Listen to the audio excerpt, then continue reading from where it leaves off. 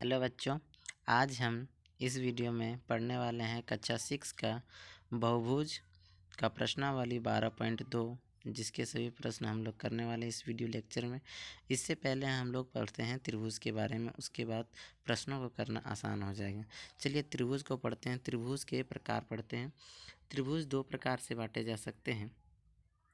पहला, उनके कोनों के आधार पर, और दूसरा उनको बांटा जा सकता है भुजाओं के आधार पर। तो कोनों के आधार पर जब बांटा जाता है, कोनों के आधार पर, तो तीन प्रकार के होते हैं। कोन के आधार पर, कोन के आधार पर, कोन के आधार पर, कोनों के आधार पे, कोनों के आधार पे त्रिभुज तीन प्रकार के होते हैं। न्यून कोण, न्यून कोण त्रिभुज, ये त्रिभुज में सिंपल बना दे रहा हूँ। इसमें क्या होता है, कोण का मान, त्रिभुज के तीनों कोणों का मान क्या होगा, प्रत्येक कोण का मान 90 डिग्री से कम होता है। 90 डिग्री से कम होता है, उसे न्यून कोण त्रिभुज कहा जाता है। चलिए अगला देखते हैं। और दूसरा इसमें होता है, दूसरा प्रकार होता है इसमें समकोण त्रिभुज। समकोण त्रिभुज किसे कहते हैं? समकोण त्रिभुज कहते हैं उसे जिसमें तीनों कोणों में से एक कोण 90 डिग्री के बराबर हो। समकोण त्रिभुज उसे कहते हैं जिसमें तीनों कोणों में से एक कोण 90 डिग्री का हो, उसे क्या कहेंगे हम लोग? समकोण त्रिभुज कहेंगे। तीसरा प्रकार होता है इसमें अधिक कोण त्रिभुज। अधिक कोण त्रिभुज क्या होता है?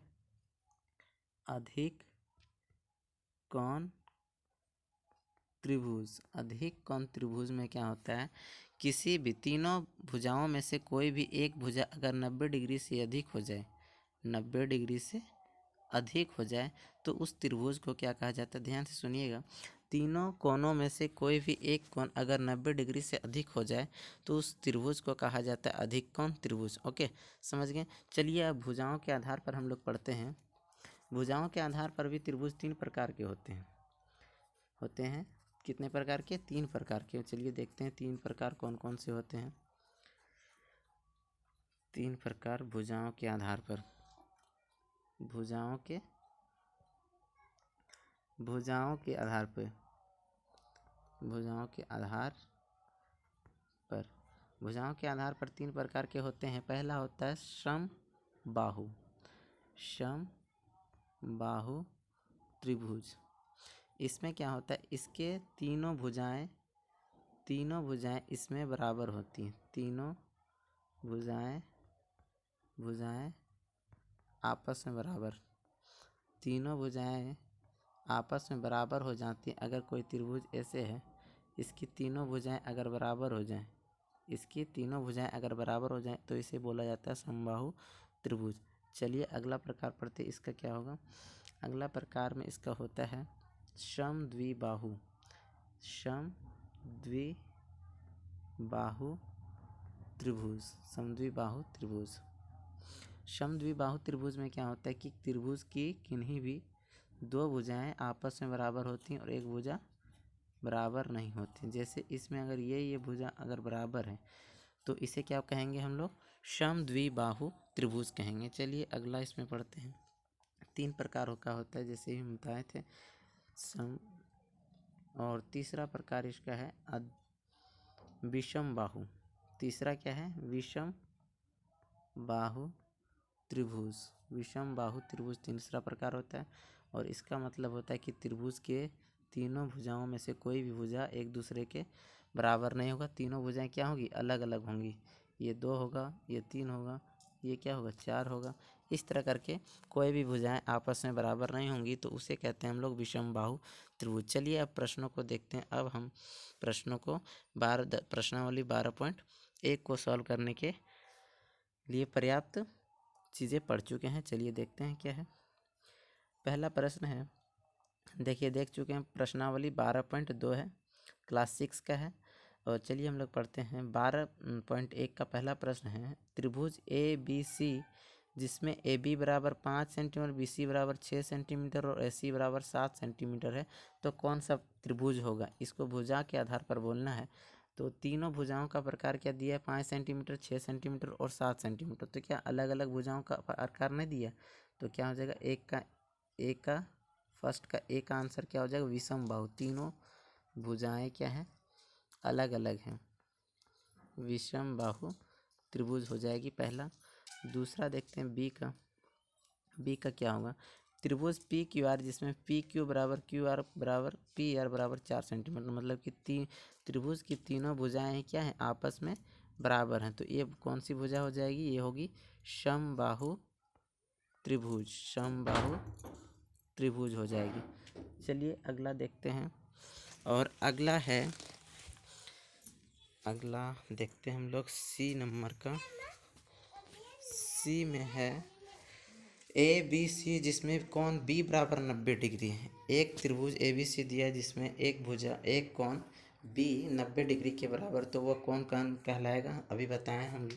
कोण के आधार पर 3 प्रकार की त्रिभुज होती हैं, जिसमें से एक कोण अगर 90 डिग्री का हो उससे समकोण त्रिभुज कहा जाता है।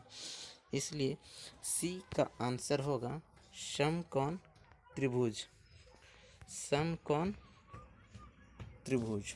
ओके, चलिए डी का देखते हैं हम लोग, और डी में कह रहा है त्रिभुज ए बी सी जिसमें कोण बी बराबर 90 डिग्री और भुजा ए बी बराबर बी सी है। दो भुजाएं भी बराबर है और एक कोण 90 डिग्री, तो समकोण भी हो जाएगा और समद्विबाही भी होगा।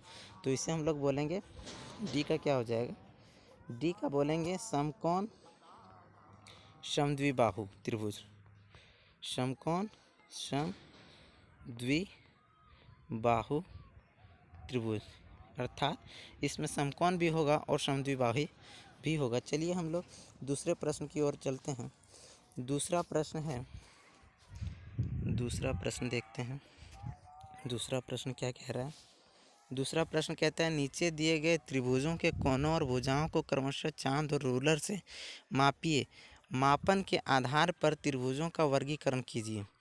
तो ये तो आपको चांद के द्वारा माप के ही बनाना है। फिलहाल मैं आपको बता देता हूँ, पहला 2 का आंसर मेरे हिसाब से क्या होना चाहिए, 2 का फर्स्ट का आंसर क्या होगा, जब इसे आप मापेंगे तो 90 डिग्री से अधिक पाएंगे और तीनों की तीनों ही कोण क्या होंगी, अलग अलग होंगी। तो इस त्रिभुज को हम लोग कहेंगे, फर्स्ट में क्या कहेंगे हम लोग, फर्स्ट का हो जाएगा एक कोण 90 डिग्री से ज़्यादा दिया तो अधिक कोण त्रिभुज हो जाएगा। फर्स्ट का अधिक कोण त्रिभुज हो जाएगा, अधिक कोण त्रिभुज।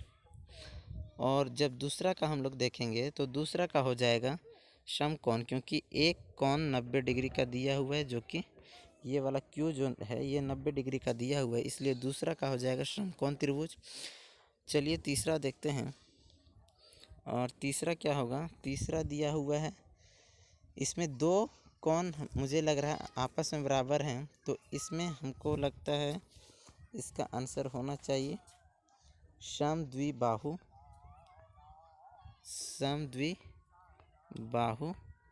त्रिभुज, इसमें समद्विबाहु त्रिभुज हो जाएगा। और चौथे को देखिए जरा सा ध्यान से, ये तीसरे का था, ये चौथे का देखिए, चौथे में है, चौथे में भी 2 भुजाएं आपस में बराबर लग रही हैं, तो इनको रूलर और ये चांद से माप के ही सही बनाया जा सकता है। चलिए हम लोग इसको छोड़ते हैं, अगले प्रश्न की ओर बढ़ते हैं। अगला प्रश्न 3 नंबर का होने वाला है। 3 नंबर में खाली स्थान भरने का, रिक्त स्थानों की पूर्ति कीजिए ताकि कथन सत्य हो जाए। एक त्रिभुज जिसकी तीनों भुजाएं असमान है कौन सा त्रिभुज कहलाता है, तो हमने पढ़ा है कि वैसी त्रिभुज जिसकी तीनों भुजाएं समान होती हैं या बराबर होती हैं उसे बोला जाता है समबाहु। तो पहला का क्या हो जाएगा, समबाहु त्रिभुज, फर्स्ट में समबाहु भराएगा। दूसरा का देखते हैं हम लोग, दूसरा एक न्यून कोण त्रिभुज में डैश कोण का न्यून कोण होना आवश्यक है। एक न्यून कोण त्रिभुज में सभी कोण का न्यून कोण होना आवश्यक, क्या हो जाएगा, सभी, या प्रत्येक भी भर सकते हैं, प्रत्येक भी हम लोग भर सकते हैं या सभी भी लिख सकते हैं, दोनों में से कुछ भी भरेंगे आंसर सही ही होगा। चलिए तीसरा देखते हैं, तीसरे में संलग्न त्रिभुज ABC के भाग में बिंदु ABC के डैश भाग में बिंदु P एवं डैश भाग में बिंदु Q अवस्थित है। P कहाँ पे, इस त्रिभुज में देखिए ये वाले त्रिभुज देखना है। कौन सा त्रिभुज देखना है? देखना त्रिभुज ABC, और 1 और 2 का हमने बता दिया, उसको मिटा दिया, आप लोग लिख सकते हैं। अब इसको हम लोग इस फिगर को देखने के लिए हम लोग उसको मिटा दिए हैं, ठीक है। चलिए देखते हैं तीसरा है। तीसरे में बोल रहा है ABC के डैश भाग में P है। P कहाँ पे? अंदर में, तो क्या बोलेंगे? आंतरिक। क्या बोलेंगे? आंतरिक भाग में है। आंतरिक भराएगा फर्स्ट वाला खाली स्थान में, और दूसरा जो खाली स्थान है उसमें क्या भराएगा? उसमें भराएगा P एवं भाग डैश में बिंदु Q। Q कहाँ पे? बाहर है, तो दूसरा में भराएगा बाह्य। बाह्य भाग में है Q और आंतरिक भाग में है P। चौथा नंबर का प्रश्न देखते हैं। चौथा में बोल रहा है, चौथा में दिया हुआ एक त्रिभुज में शीर्ष, एक त्रिभुज में डैश शीर्ष एवं डैश भुजाएं होती हैं। तो एक त्रिभुज में कितने शीर्ष होते हैं? तो इसको हम लोग बता सकते हैं कितने कोण होते हैं। इस प्रकार से कितने कोण होते हैं? 3 प्रकार के कोण होते हैं, भुजाएं भी 3 होती हैं। तो इसका आंसर क्या हो जाएगा? 3, और दूसरा में भी 3 ही भराएगा। दोनों ही खाली स्थान में क्या भराएगा? 3 3। चौथा का आंसर हो जाएगा 3 3। चलिए, थैंक यू। आपको अगर वीडियो से मदद मिला होगा तो लाइक सब्सक्राइब जरूर कीजिएगा, और देखने के लिए thank you. Thanks for again watching.